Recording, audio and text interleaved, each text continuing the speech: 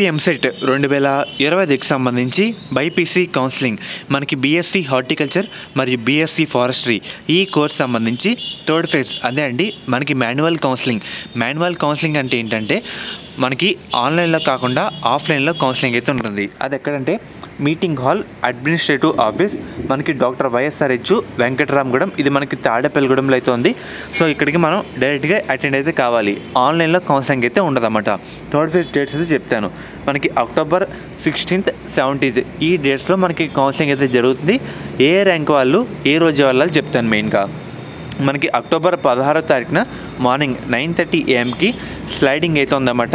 And అలాగే October 16వ తేదీన మధ్యాహ్నం 12:30 PM ఎవరైతే ఆల్రెడీ అప్లై చేసిన విద్యార్థులు ఉంటారో ర్యాంక్స్ విషయానికి వస్తే కనుక 1346 ర్యాంక్ నుంచి 21,942 వరకు వచ్చిన విద్యార్థులు అటెండ్ అయితే కావాలన్నమాట.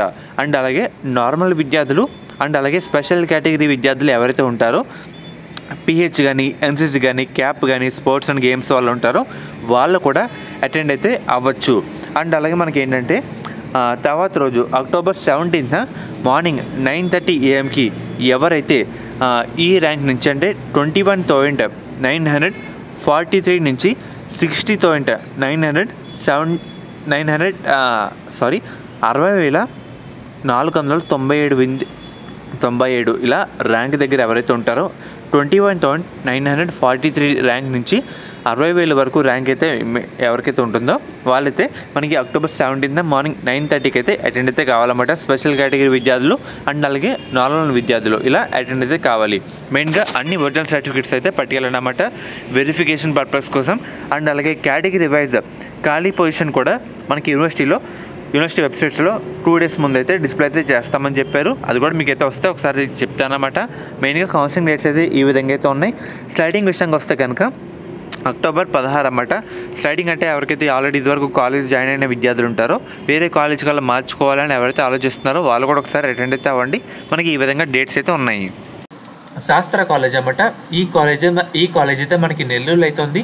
వీళ్ళు ప్రొవైడ్ చేసే కోర్సుల విషయానికి వస్తే కనుక బీఫార్మసీ, ఫార్మాడీ ఈ గవర్నమెంట్ నుంచే 38,000 ఫీజు రిమర్స్మెంట్ కాకుండా 20,000 కట్టి మనం ఈ కాలేజీలో జాయిన్ అయితే అవ్వచ్చు.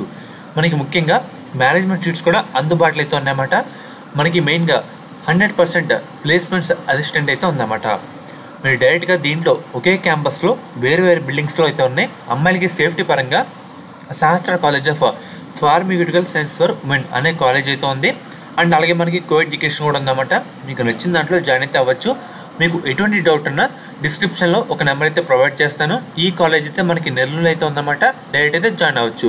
అండ్ అలాగే ఒకసారి మీకు అయితే స్క్రీన్ మీద చూపిస్తానమాట. మీకు ఎటువంటి డౌట్ ఉన్నా స్క్రీన్ మీద కనిపిస్తున్న నెంబర్కి ఒకసారి కాంటాక్ట్ అయితే అవ్వండి. వాళ్ళు మిమ్మల్ని గైడ్ చేస్తారు. A to Z ఇన్ఫర్మేషన్ వాళ్ళైతే చెప్తారన్నమాట. శాస్త్ర college of pharmaceutical science for women college code విషయానికి వస్తే SPSW.